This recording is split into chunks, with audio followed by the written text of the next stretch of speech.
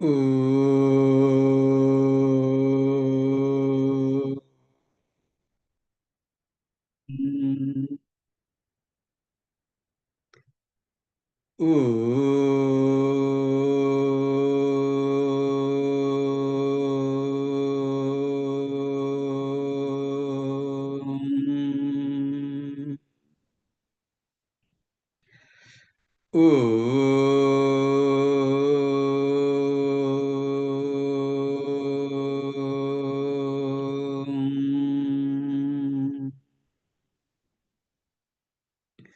Om Shri Ganeshaya Namaha.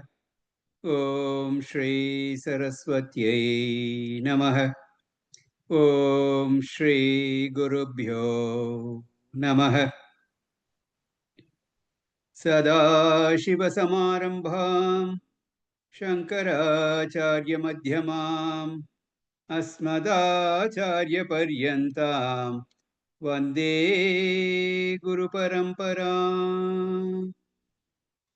Shruti-smriti-purananam Alayam Karunalayam Namami Bhagavat-pada Shankaram Lokashankaram.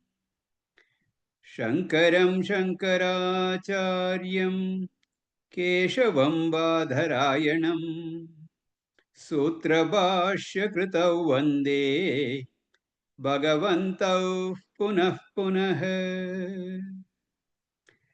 Samasta Janakalyane Niratam Karunamayam Namami Chinmayam Devam Sadgurum Brahmavidvaram. Sadgurum Brahmavidvaram.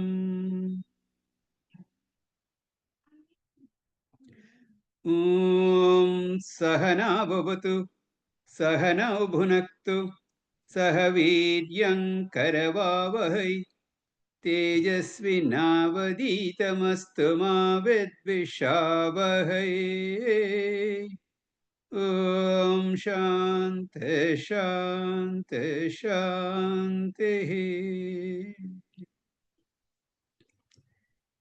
Sarva Vedanta Siddhanta Gocharam Tamagocharam Govindam Paramanandam Sadgurum Pranatosmyaham.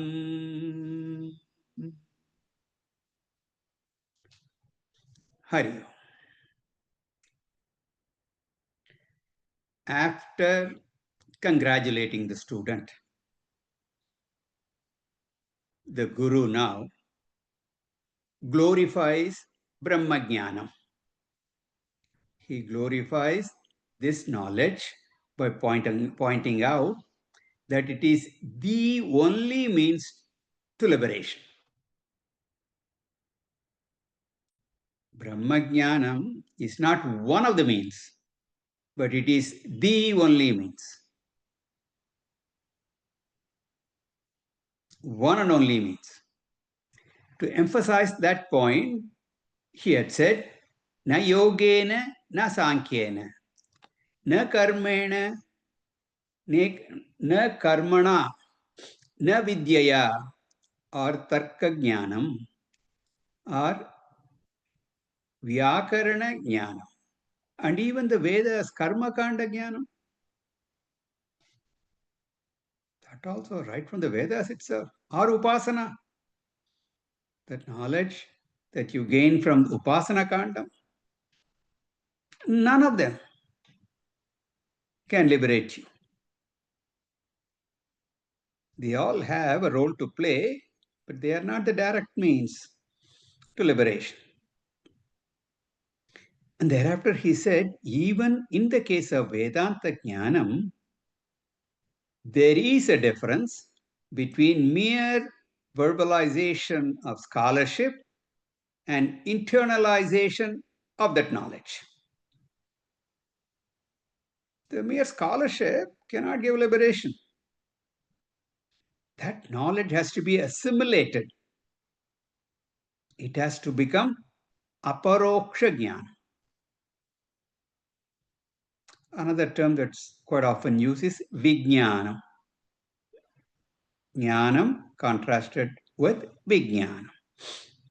That alone, that aparoksha jnanam alone can give a person moksha. Let us read the verses 57 and 58 that we have seen in the last class. Veenaya rupa saundaryam tantrivadana saushthavam prajaranjanamatram tat na samrajya kalpate. And Vagvaikari Shaptajhari Shastra Vyakyana Kaushalam Vaidushyam Vidusham Tadvad Bhuktaye Natu Muktaye. So in that 57th verse, Bhashyakara gives a beautiful example. There is a Veena maestro with this tantalizing concert, his ability to thrill the audience, Jana Ranjanam. He delights the audience. So, according to grammar rules, one who delights Jana, citizens, people, is called a Raja. Etymologically speaking, derivation of the word. So, this Veena Virtuoso, he's able to do that. From that angle, he can claim himself to be a Raja. But can he really be a Raja? Tell me. A true Raja has a sovereignty over a kingdom and all that. The Veena Vidwan has none of that. He doesn't rule over anything.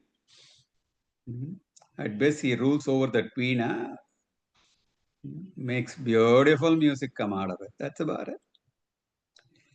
Similarly, by taking to Vedantic study and becoming a scholar,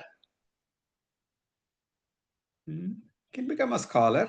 You can give, mesmerizing talk. Absolutely take the audience by storm. You can do that. Can be a great orator, great exponent of Vedanta. He may even be called a jnani. Again, from what the word means, someone who has jnanam is a jnani, so he has that knowledge. So he can be called a jnani, but all that would not liberate him. So this is the point that was made. Now let us continue with verse 59. Avijñāte pare tattve अविज्ञाते परे तत्त्वे शास्त्रादितिष्ठु निष्फला शास्त्रादितिष्ठु निष्फला विज्ञातेऽपि परे तत्त्वे विज्ञातेऽपि परे तत्त्वे शास्त्रादितिष्ठु निष्फला शास्त्रादितिष्ठु निष्फला अविज्ञाते परे तत्त्वे शास्त्रादितिस्तु निष्फला विज्ञातेऽपि परे तत्त्वे शास्त्रादितिस्तु निष्फला. A very interesting verse, very interesting verse. The two lines are almost identical except for the first word. And in that first word also, the prefix is the only thing that changes. But the idea is very similar. The purpose of Shastric study, we must really remember that. what is it that we are studying the Shastras for? Purpose. Clear, the clarity has to be there. If we don't have that, we will do it. We will do the study and understand and gain scholarship. We will know what is said inside out. And that exercise will be a scholarship trip. It will become another ego trip. It can become a big samsara.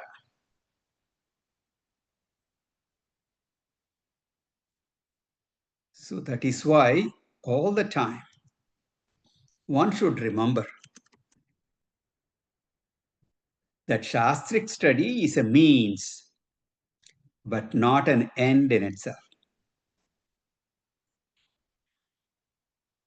Any means is relevant only until the end is accomplished.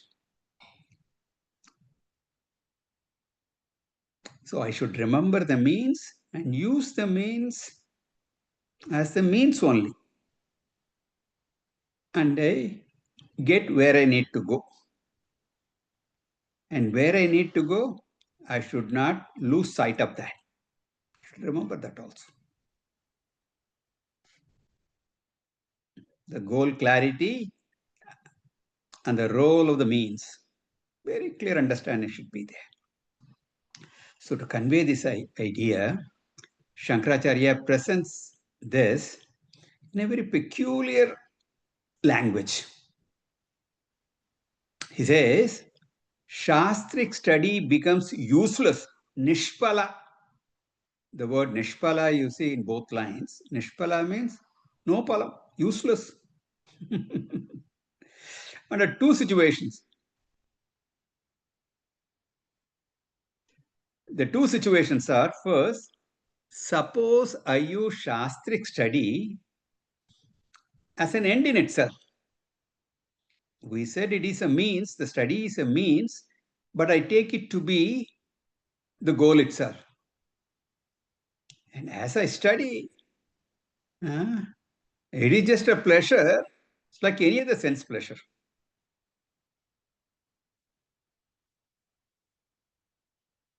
And make that Shastric study into another permanent dependence. One person watches a movie, another person goes to the club. And without all such entertainment, he feels miserable. So for this scholar, Shastra has become one such entertainment. Constantly depends on that to be entertained, to be happy.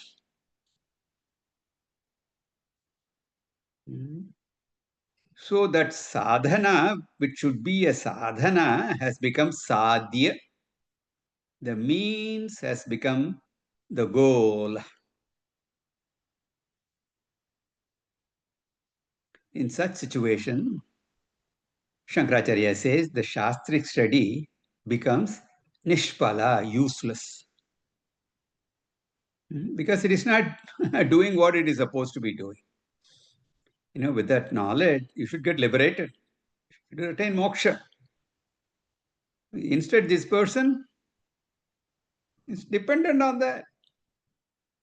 So, like any other dependence, that is only going to give him sorrow eventually. By gaining that knowledge, you should become independent. That knowledge should make you independent of the Shastra itself. Shastra is Shastra only when it makes me independent of everything, including the Shastra. A guru is a true guru only when he makes a Sishya independent of that guru.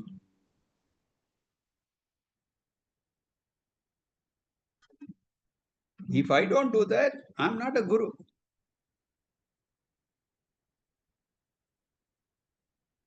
If somebody says, Guruji, without you, I'm so miserable, that is another type of samsara.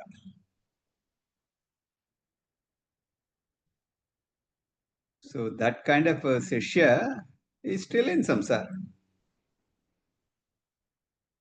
An ideal relationship is ideal when the members are independent of the relationship itself.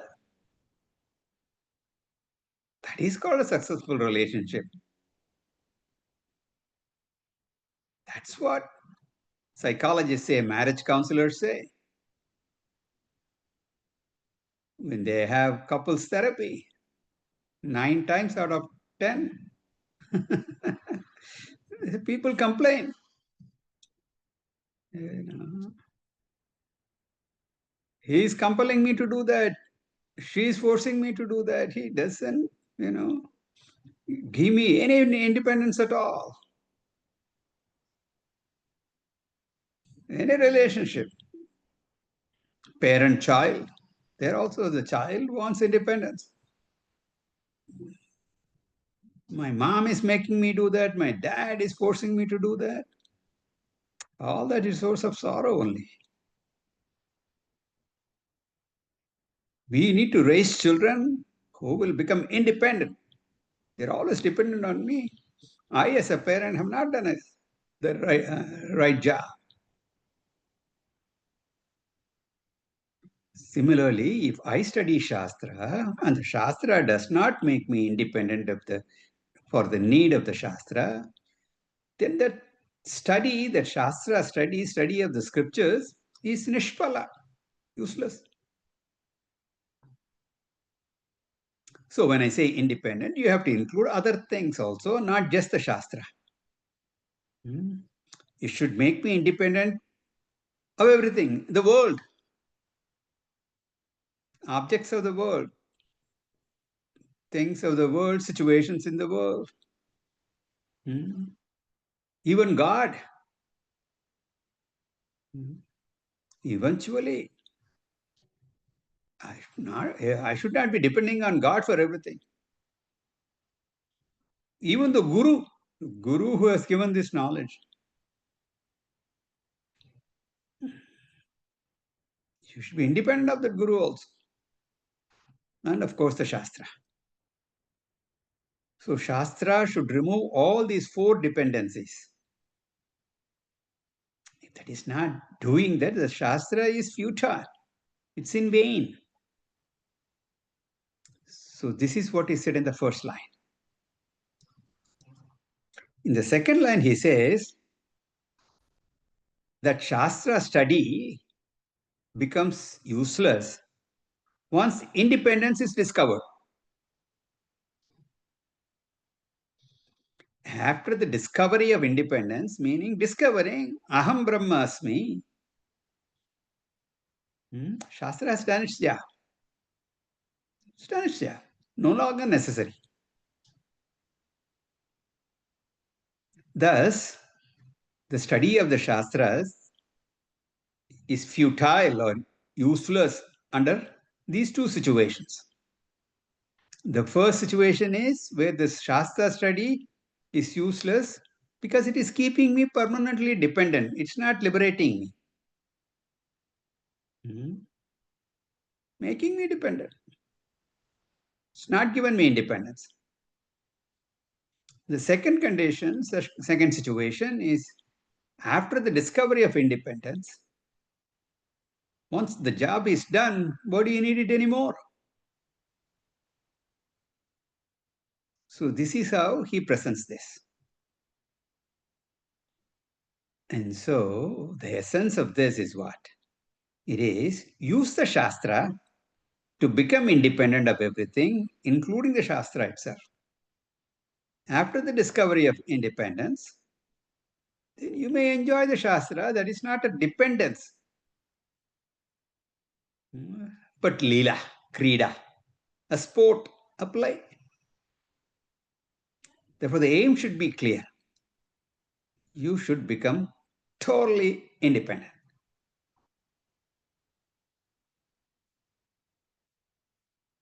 So This way, this verse is very peculiar. It says, Avijñāte pare tattve, if the supreme reality Brahman is not known, Avijñāte, it's not known, then Shastra Aditihi, the Shastra study, tu Nishpala, indeed it is fruitless.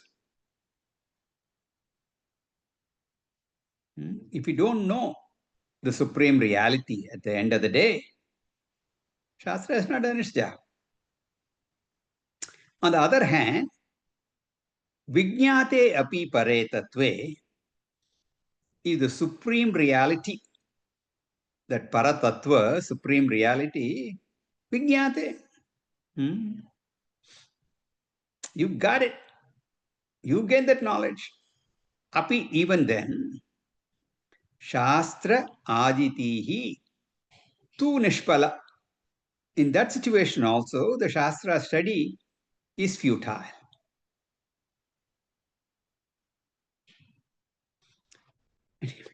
If you take the two statements together,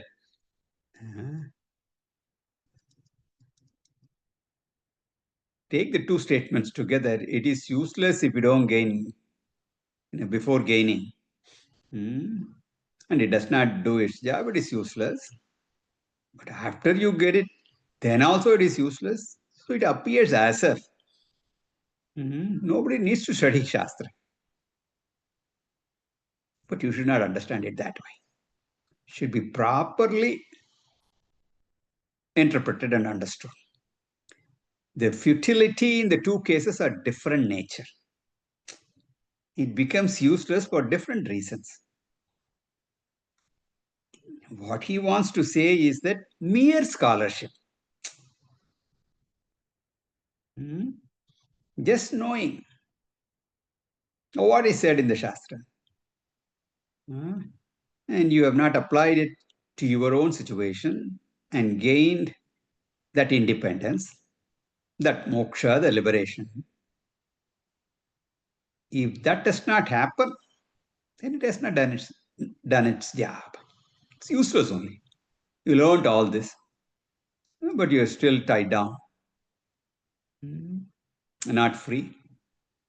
And what good is that knowledge? Without digesting that knowledge, assimilating it, internalizing it, making it your own, just a mere scholarship, useless. And of course, after liberation, you've learned, you digested that, you've assimilated that, and you can claim that I am independent, I am free at last. You can say that. Then it has done its job. Then why do you need that Shastric study anymore? Job is done. So the scholarship is useless after liberation. So when is this study, this scholarship useful? It's useful for liberation. So we should clearly understand what Shankaracharya is conveying in these statements. The first statement, that scholarship is useless without liberation, means a person going on studying scriptures just for the sake of scholarship without being a true seeker. Maybe he is doing to get a degree, an advanced degree in Vedanta. My doctoral dissertation is on the Vedanta topic. And then after that, what do you do with that? You go to an university and teach others who want to study Vedanta. Again, for what? For getting a degree and getting a job and making a living. Or for the sake of name and fame. If that is what you're doing, then you will continue to be a samsari. It will not liberate you. The other people have gained various other secular knowledge and they are using it to make a living. In this case, this knowledge is like that only. So you've converted the Vedantic books, the text that you have studied, into another set of sense objects, and you go on enjoying that. So this kind of a scholarship is without liberation.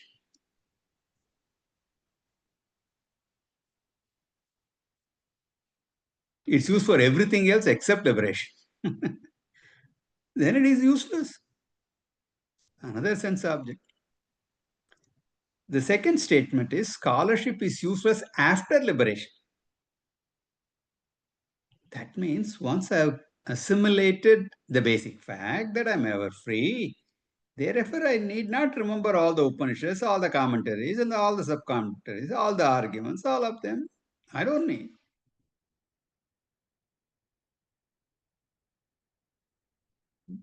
Only if I'm going to be a teacher intending to convince other people, I would need those arguments. Then alone I need to remember all the Gita verses, the Upanishad mantras. Otherwise, I don't need any of that. Because scholarship is a means to an end, and once that end, the goal, destination has been reached, that goal has been accomplished, then the means is not relevant anymore. I don't need it anymore. I may remember, I can remember, but I need not remember all the details. So the second statement, scholarship is irrelevant after gaining the knowledge and assimilating that knowledge. As I said, the conclusion is that study, that scholarship is useful for liberation because I'm not intellectually convinced by the teaching. Until I get that intellectual conviction, I have to read more and more textbooks, more number of commentaries, and all those are required because I'm not yet convinced about the truth. Therefore, we have in Vedanta various levels of textbooks to answer various levels of questions.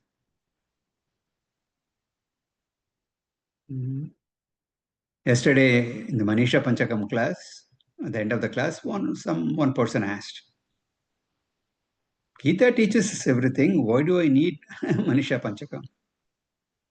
Okay, that's true. The essence of the Vedas, Upanishads is in Bhagavad Gita. You study Bhagavad Gita, you understand, and you are liberated. You don't need to study anything else. But then there are others who either do not study the Gita or do not have time. 700 verses are there, and so many other things are talked about, and they don't get the message. For them, a small text, very pointed text, very short, delivers the point effectively. For such a person, such texts are written, and sometimes more elaborate commentaries. Some Siddhi Granthas are there. So many arguments are there. They will condemn all other schools of thought. All that is there. Somebody needs it, study it. If not, not necessary. In any case, we should use all that, whatever is needed, you use it. And it should be used until liberation. It should be used for liberation, for moksha. After that, you should not be hooked on to that. You should not be attached. Hmm? So in this way, we need to understand this. Later, in another context, Bhashyakara himself says, among several types of attachments, the final attachment is Shastra Vasana, the attachment to Shastra, and it can become a big bondage.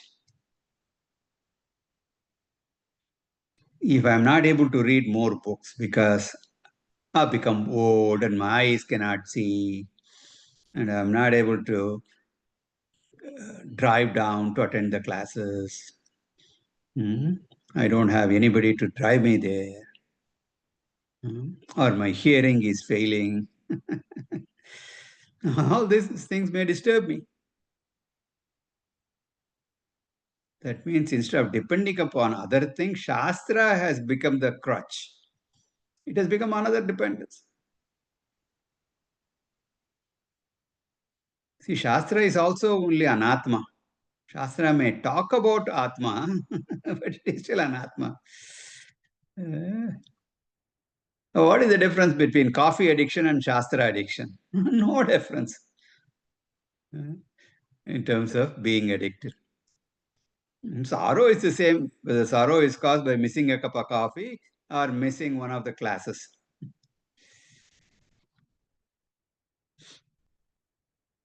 However, you should not say that I will leave the Shastra Vasana from today itself, because Shastra Vasana one should have for giving up all other Vasanas. You should have a desire to study the Shastra and understand what is said there.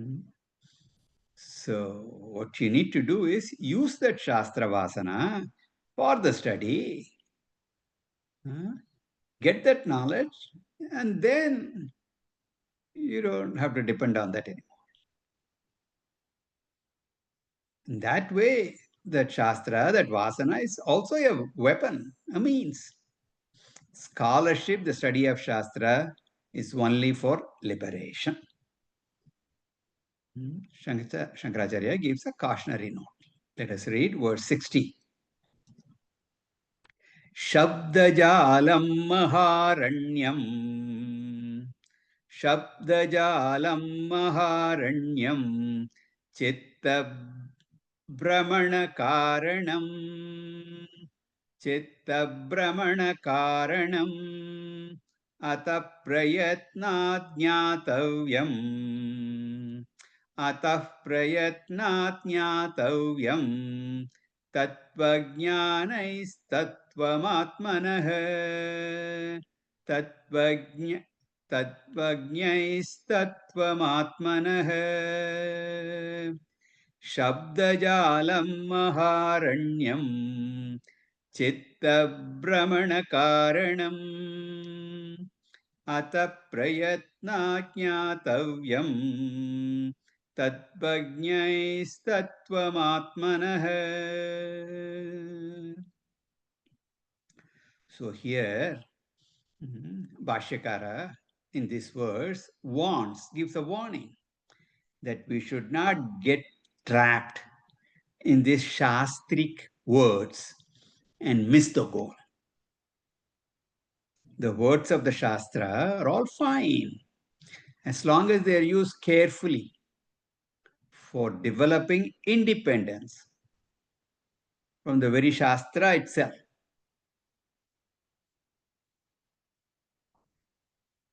If I'm not alert, I may get into more and more Shastric words.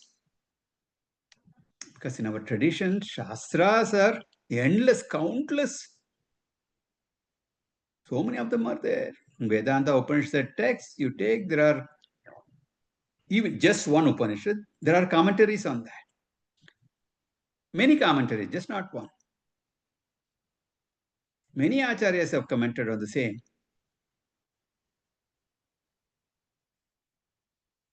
And then there are sub-commentaries. Tika, Vartika, all that is there. And then 11 or more systems of philosophy have been derived.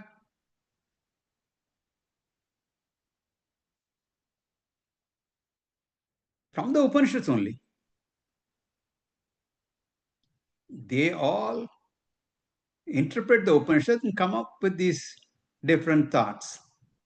Dvaita, Vishishtadvaita, Advaita, Shuddha Advaita, Veda Advaita. Like there, so many original works are there, countless number of commentaries, sub-commentaries, and further commentaries on them.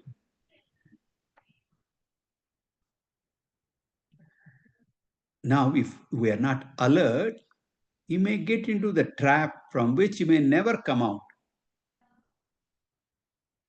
Therefore, be very alert. Bhashakara wants. He says, Shabda Jalam. Jala, this is a net. It's a net of words, Shastric words, Shabda Jal. The snare of Shastric words, the labyrinth of Shastric words. Play of words is like Maharanyam.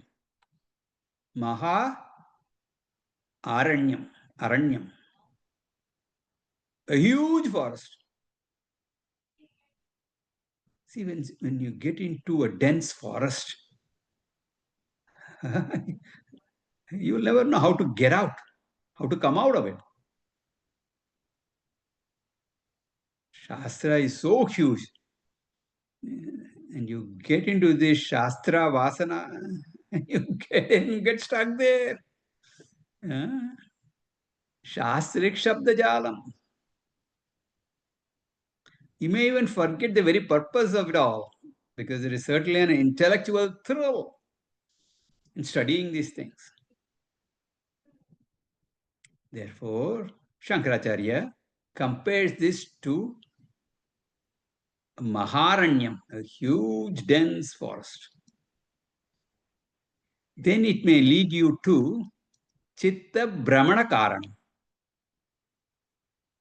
See, if a person gets trapped in a deep, dense forest, it will lead to Chitta Brahmana, confusion, bewilderment.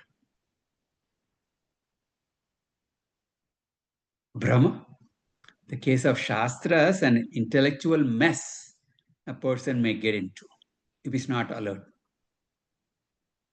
Why do Acharyas write so many books if they are mere traps? Idea is this: when Shastra makes a statement, remember, any statement is valid only under certain conditions. No statement is absolutely or unconditionally valid. Generally, Shastra gives the statement without giving the conditions. Majority of students generally accept it and they do not have any problems. But there may be other students, a little deep thinkers, that find the statement shaky. And the teacher has to talk about certain conditions, and we have to say that there are several conditions in which it is not true. But there is one condition in which alone the statement is true. Then that the student may accept. Then there may be still deeper thinkers, because there is no end to the intellectual depth. And that deeper thinker comes, may further challenge a statement. Again, the teacher has to introduce some conditions in which that particular statement will not be valid. But under some certain conditions, the statement is valid. When you bring it all out, then the student is satisfied. And again, there may be yet another deeper student, even more advanced student, extreme scholarship level. Deep doubts may come, which a student can dream. But such doubts are also taken into account in very, very advanced Vedanta Granthas. So we do have levels and levels of books and texts to satisfy various levels of intellect. A teacher provides a statement taking a layperson into account. What a normal intellect can ask. Those questions are answered. If a person needs and has doubts, those advanced texts have to be studied. But generally, what are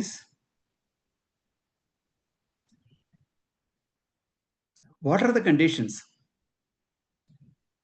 Gita and Upanishads are studied, that is enough. You would yourselves have seen when we attend the class. First we say Karanam is cause. Simply Karanam is said. Then we subdivide Karanam into Nimitta Karanam, Upadana Karanam. Then most people may be satisfied by that. Further question is asked that Upadana Karanam is classified as Parinami Upadana Karanam or Vivarta Upadana Karanam. Whether that Karanam, that cause, is a modifying cause.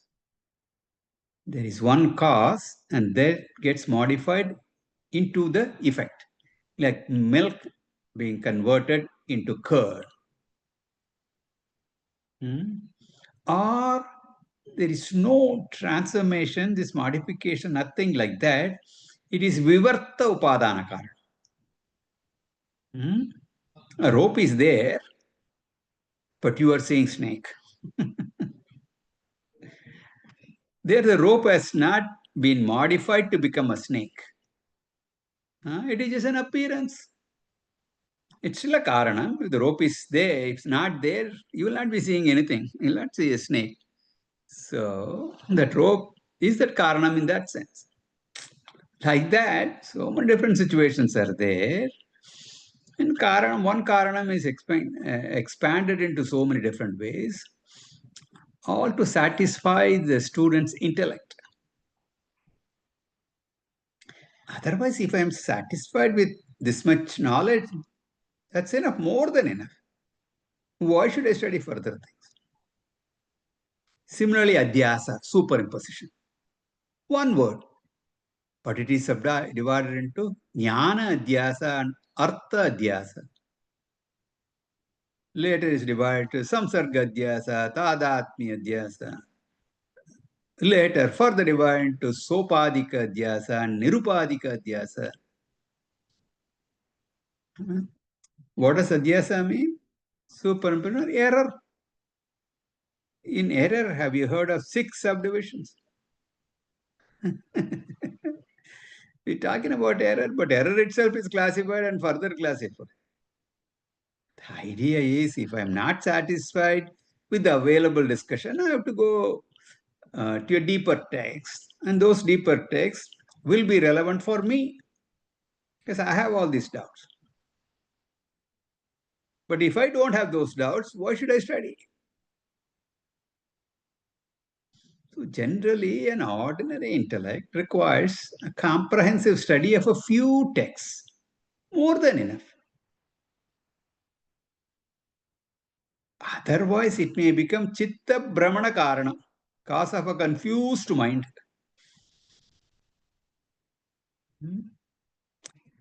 So, ataha, therefore, prayatnat jnatavyam, very alertly concentrate on knowing the basic teachings.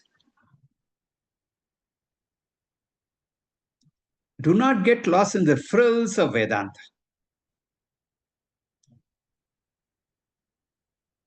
What is the main teaching? Brahma Satyam Jagan Mithya, Jivo Brahma Iva Naparaha. I am the Chaitanya Swarupam, which is ever free. Whatever I experience is Jadam, including the body-mind complex.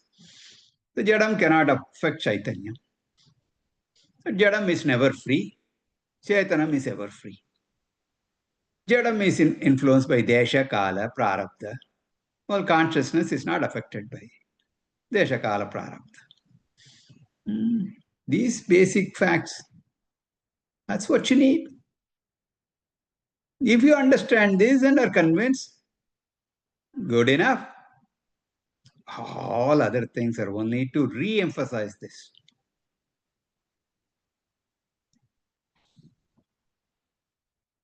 Therefore, prayatnat, alertly jnatavyam, one should know. Atmanaha tattvam, this truth about Atma, the essential nature of the self. Don't unnecessarily split hairs. Jadam is subdivided into various groups, whether subdivision should be Panchakosha, Panchabhuta, whether it should be Shariratrayam, Panchakosha, going inside that and hair splitting and breaking head. Don't waste your time. If you are not satisfied with Panchabhuta model, you use any other model. What we want to say is everything is Jadam, and that what is Jadam is false. What difference does it make whether it is coming out of 3 elements or 5 elements or 7 elements? Similarly, it's enough to know that this mind by itself is Jadam. Whether it is working through neurology or through electrical impulse or influenced by this or that, no need to inquire. If nothing else to do and you want to have fun, do it. But don't get sucked into those discussions. Therefore, Atmanaha Tattvam, the essential free nature of oneself, Yatavyam, that should be known. Tattvajnanahi, by the knowers of the truth, or by the seekers of the truth. So remember this goal. That's why Bhashyakara asserts repeatedly, remember the goal. Don't lose sight of your goal. Do not convert the Shastra into another addiction, another dependence causing drug, as it were.